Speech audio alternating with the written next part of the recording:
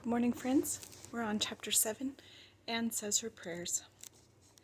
When Marilla took Anne up to bed that night, she said stiffly, "Now, Anne, I noticed last night that you threw your clothes all about the floor when you took them off. That is a very untidy habit, and I can't allow it at all. As soon as you take off any article of clothing, fold it neatly and place it on the chair. I haven't any use at all for little girls who aren't neat." "I was so harrowed up in my mind last night that I didn't think about my clothes at all," said Anne. "I'll fold them nicely tonight. They always made us do that at the asylum. Half the time, though, I'd forget. I'd be in such a hurry to get into bed nice and quiet and imagine things." "You'll have to remember a little better if you stay here," admonished Marilla. That looks something like. Say your prayers now and get into bed." "I never say any prayers," announced Anne. Marilla looked horrified astonishment. "Why, Anne, what do you mean? Were you never taught to say your prayers? God always wants little girls to say their prayers. Don't you know who God is, Anne?" "God is a spirit, infinite, eternal, and unchangeable in his being, wisdom, power, holiness, justice, goodness, and truth," responded Anne promptly and glibly. Marilla looked rather relieved. So you do know something, then. Thank goodness you're not quite a heathen." "Where did you learn that?" "Oh, at the asylum Sunday school. They made us learn the whole catechism. I liked it pretty well. There's something splendid about some of the words. Infinite, eternal, and unchangeable. Isn't that grand? It has such a roll to it, just like a big organ playing. You couldn't quite call it poetry, I suppose, but it sounds a lot like it, doesn't it? We're not talking about poetry, and we're talking about saying prayers. Don't you know it's a terrible, wicked thing not to say your prayers every night?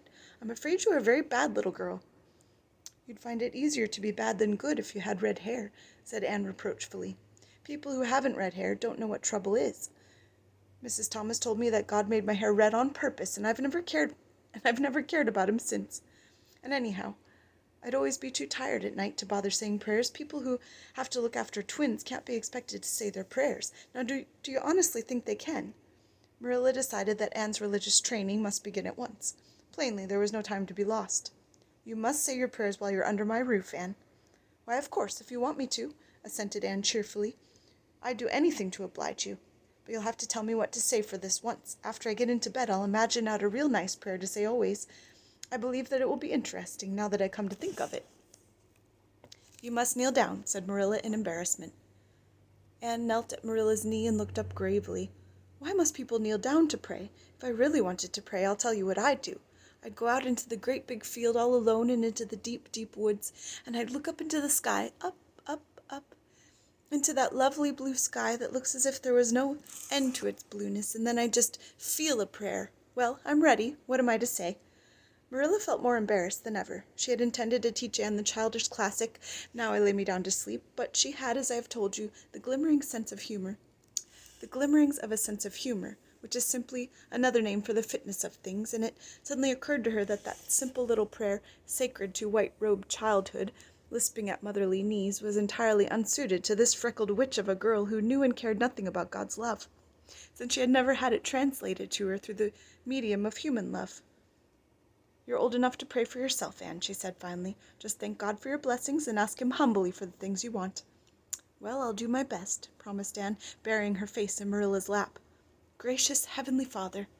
"That's the way the minister says it in church. So I suppose it's all right in a private prayer, isn't it?" she interjected, lifting her head for a moment. "Gracious Heavenly Father, I thank thee for the white way of delight, and the lake of shining waters, and Bonnie and the Snow Queen. I'm really extremely grateful for them, and that's all the blessings I can think of just now to thank thee for. As for the things I want, they're so numerous it would take a great deal of time to name them all, so I will only mention the two most important. Please let me stay at Green Gables, and please let me be good-looking when I grow up. I remain, yours respectfully, Anne Shirley." "There, did I do all right?" she asked eagerly, getting up. "I could have made it much more flowery if I'd had a little more time to think it over. Poor Marilla was only preserved from complete collapse by remembering that it was not irreverence, but simply spiritual ignorance on the part of Anne that was responsible for this extraordinary petition. She tucked the little child up in bed, mentally vowing that she should be taught a prayer by the very next day, and was leaving the room with the light when Anne called her back. "I've just thought of it now. I should have said 'Amen' in place of yours respectfully, shouldn't I? The way the ministers do. I'd forgotten it, but I felt a prayer should be finished off in some way, so I put in the other. Do you suppose it will make any difference?" I don't suppose it will," said Marilla. "Go to sleep now like a good child. Good night." "I can say good night. I can say good night tonight with a clear conscience," said Anne, cuddling luxuriously down among her pillows.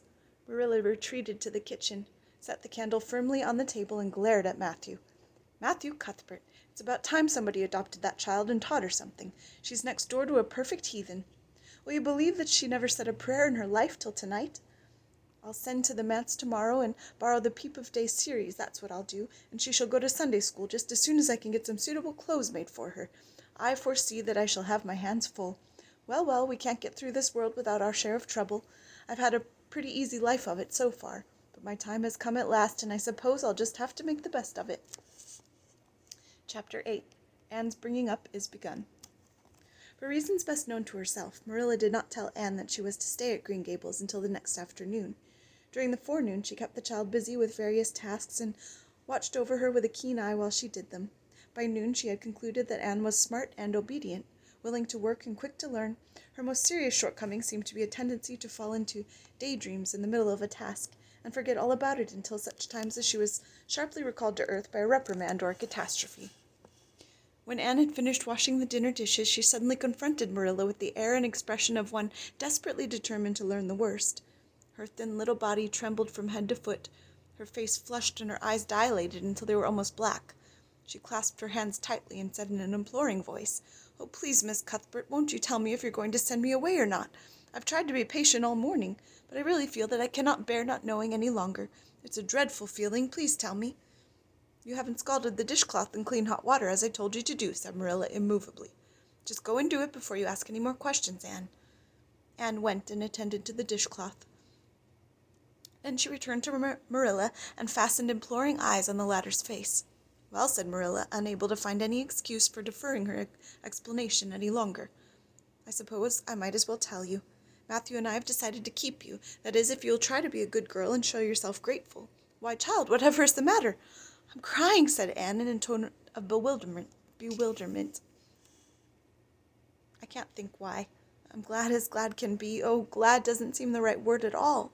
I was glad about the White Way and the cherry blossoms, but this, oh, it's something more than glad. I'm so happy.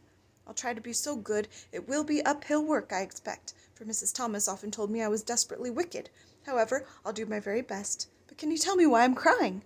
"I suppose it's because you're all excited and worked up," said Marilla disapprovingly. "Sit down in that chair and try to calm yourself. I'm afraid you both cry and laugh far too easily. Yes, you can stay here and we will try to do right by you. You must go to school. But it's only a fortnight till vacation, so it isn't worthwhile for you to start before it opens again in September." "What am I to call you?" asked Anne.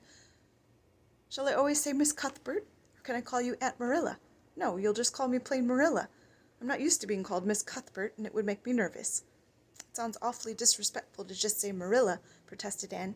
"I guess there'll be nothing disrespectful in it if you're careful to speak respectfully. Everybody, young and old in Avonlea, calls me Marilla except the minister. He says Miss Cuthbert when he thinks of it." I'd love to call you Aunt Marilla," said Anne wistfully. "I've never had an aunt or any relation at all, not even a grandmother. It would make me feel as if I really belonged to you. Can't I call you Aunt Marilla?"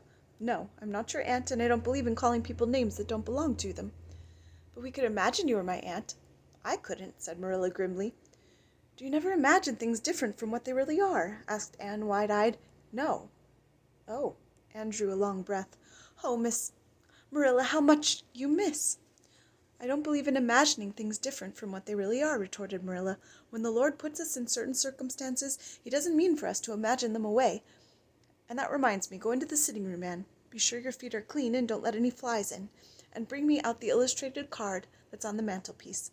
The Lord's Prayer is on it, and you'll devote your spare time this afternoon to learning it off by heart. There's to be no more of such praying as I heard last night." "I suppose I was very awkward," said Anne apologetically. "But then, you see, I've never had any practice. You couldn't really expect a person to pray very well the first time she tried, could you?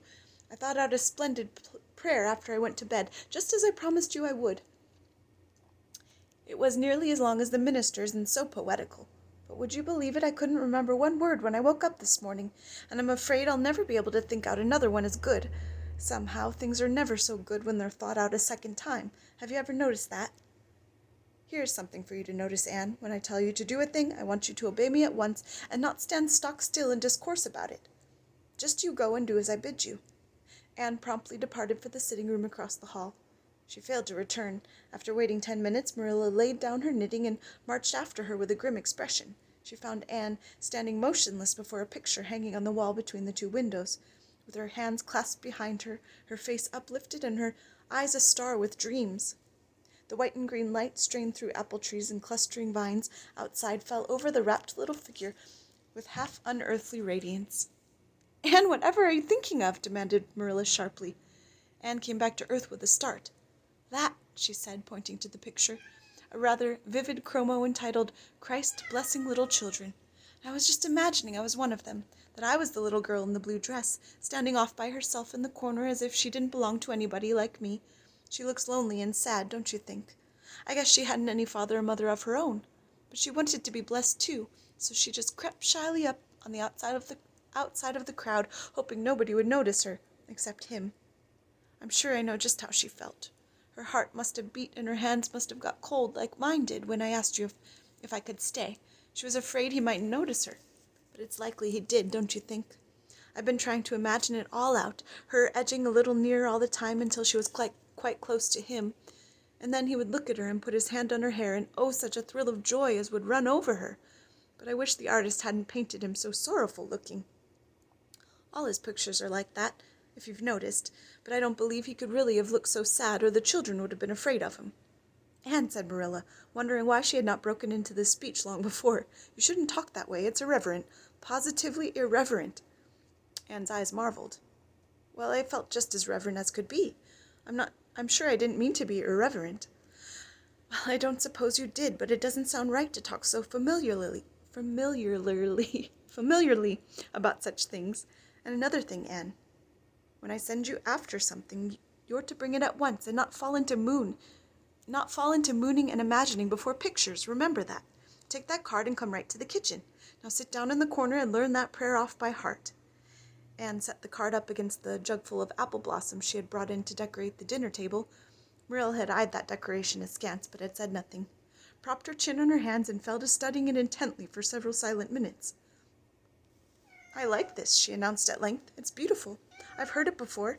I heard the superintendent of the asylum Sunday school say it over once, but I didn't like it then. He had such a cracked voice, and he prayed it so mournfully. I really felt he thought praying was a disagreeable duty. This isn't poetry, but it makes me feel just the same way poetry does. 'Our Father who art in heaven, hallowed be thy name.' That is just like a line of music. Oh, I'm so glad you thought of making me learn this, Miss Marilla." "Well, learn it and hold your tongue," said Marilla shortly. Anne tipped the vase of apple blossoms near enough to bestow a soft kiss on a pink-cupped bud, and then studied diligently for some moments longer. "Marilla," she demanded presently, "do you think that I shall ever have a bosom friend in Avonlea?" A what kind of friend?" "A bosom friend, an intimate friend, you know, a really kindred spirit to whom I can confide my inmost soul. I've dreamed of meeting her all my life. I never really supposed I would, but so many of my loveliest dreams have come true all at once that perhaps this one will too. Do you think it possible? Diana Barry lives over at Orchard Slope, and she's about your age. She's a very nice little girl, and perhaps she will be a playmate for you when she comes home. She's visiting her aunt over at Carmody just now. You'll have to be careful how you behave yourself, though. Mrs. Barry is a very particular woman. She won't let Diana play with any little girl who isn't nice and good." Anne looked at Marilla through the apple blossoms, her eyes aglow with interest. "What is Diana like? Her hair isn't red, is it? Oh, I hope not. It's bad enough to have red hair myself, but I positively couldn't endure it in a bosom friend." "Diana is a very pretty little girl. She has black eyes and hair and rosy cheeks, and she is good and smart, which is better than being pretty." Marilla was as fond of morals as the Duchess in Wonderland, and was firmly convinced that one should be tacked on to every remark made to a child who is being brought up. But Anne waved the moral inconsequently aside, and seized only on the delightful possibilities before it. "Oh, I'm so glad she's pretty. Next to being beautiful oneself, and that's impossible in my case, it would be best to have a beautiful bosom friend. When I lived with Mrs. Thomas, she had a bookcase in her sitting room with glass doors. There weren't any books in it. Mrs. Thomas kept her best china and her preserves in there, when she had any preserves to keep. One of the doors was broken. Mr. Thomas smashed it one night when he was slightly intoxicated, but the other was whole, and I used to pretend that my reflection in it was another little girl who lived in it. I called her Katie Maurice, and we were very intimate. I used to talk to her by the hour, especially on Sunday, and tell her everything. Katie was the comfort and consolation of my life. We used to pretend that the bookcase was enchanted, and that if I only knew the spell, I could open the door and step right into the room where Katie Maurice lived, instead of into Mrs. Thomas' shelves of preserves and china. And then Katie Maurice would have taken me by the hand and led me out into a wonderful place, all flowers and sunshine and fairies, and we would have lived there happy forever after. When I went to live with Mrs. Hammond, it just broke my heart to leave Katie Maurice. She felt it dreadfully, too. I know she did, for she was crying when she kissed me good-bye through the bookcase door. There was no bookcase at Mrs. Hammond's, but just up the river a little way from the house there was a long green little valley, and the loveliest echo lived there. It echoed back every word you said, even if you didn't talk a bit loud. So I imagined that it was a little girl called Violetta, and we were great friends, and I loved her almost as well as I loved Katie Maurice. Not quite, but almost, you know. The night before I went to the asylum, I said goodbye to Violetta, and oh, her goodbye came back to me in such sad, sad tones. I had become so attached to her that I hadn't the heart to imagine a bosom friend at the asylum, even if there had been any scope for the imagination there. I think it's just as well there wasn't, said Marilla dryly. I don't approve of such goings-on. You seem to half-believe your own imaginations. It will be well for you to have a real live friend to put such nonsense out of your head. But don't let Mrs. Barry hear you talking about your Katie Maurices and your Violettas or she'll think you tell stories. Oh, I won't. I couldn't talk of them to everybody. Their memories are too sacred for that. But I thought I'd like to have you know about them. Oh, look, here's a big bee just bumbled out of an apple blossom. Just think what a lovely place to live, in an apple blossom. Fancy going to sleep in it when the wind was rocking it. If I wasn't a human girl, I think I'd like to be a bee and live among the flowers. Yesterday you wanted to be a seagull, sniffed Marilla. I think you are very fickle-minded. I told you to learn that prayer and not talk, but it seems impossible for you to stop talking if you've got anybody to listen to you, so go up to your room and learn it. Oh, I know it pretty nearly all now. All but just the last line. Well, never mind, do as I tell you. Go to your room and finish learning it well, and stay there until I call you down to help me get tea. Can I take the apple blossoms with me for company? Pleaded Anne. No, you don't want your room cluttered up with flowers. You should have left them on the tree in the first place. I did feel a little that way too, said Anne. I kind of felt I shouldn't shorten their lovely lives by picking them. I wouldn't want to be picked if I were an apple blossom, but the temptation was irresistible. What do you do when you meet with an irresistible temptation? Anne, did you hear me tell you to go to your room? Anne sighed, retreated to the east gable, and sat down in a chair by the window. There, I know this prayer. I learned this last sentence coming upstairs. Now I'm going to imagine things into this room so that they'll always stay imagined. The floor is covered with a white velvet carpet with pink roses all over it, and there are pink silk curtains at the windows. The walls are hung with gold and silver brocade tapestry. The furniture is mahogany. I never saw any mahogany, but it does sound so luxurious. This is a couch all heaped with gorgeous silken cushions, pink and blue and crimson and gold, and I am reclining gracefully on it. I can see my reflection in that splendid big mirror hanging on the wall. I am tall and regal, clad in a gown of trailing white lace, with a pearl cross on my breast and pearls in my hair. My hair is of midnight darkness, and my skin is a clear ivory pallor. My name is the Lady Cordelia Fitzgerald. No, it isn't. I can't make that seem real. She danced up to the little looking-glass and peered into it. Her pointed, freckled face and solemn gray eyes peered back at her. You're only Anne of Green Gables, she said earnestly, and I see you just as you are looking now whenever I try to imagine I'm the Lady Cordelia. But it's a million times nicer to be Anne of Green Gables than Anne of Nowhere in particular, isn't it? She bent forward, kissed her reflection affectionately, and betook herself to the open window. Dear Snow Queen, good afternoon. And good afternoon, dear birches down in the hollow, and good afternoon, dear grey houses up on the hill. I wonder if Diana is to be my bosom friend. I hope she will, and I shall love her very much. But I must never quite forget Katie Maurice and Violetta. They would feel so hurt if I did, and I'd hate to hurt anybody's feelings, even a little bookcase girl's or a little echo girl's. I must be careful to remember them and send them a kiss every day. Anne blew a couple of airy kisses from her fingertips, past the cherry blossoms, and then, with her chin in her hands, drifted luxuriously into a sea of daydreams. Have a good day, friends.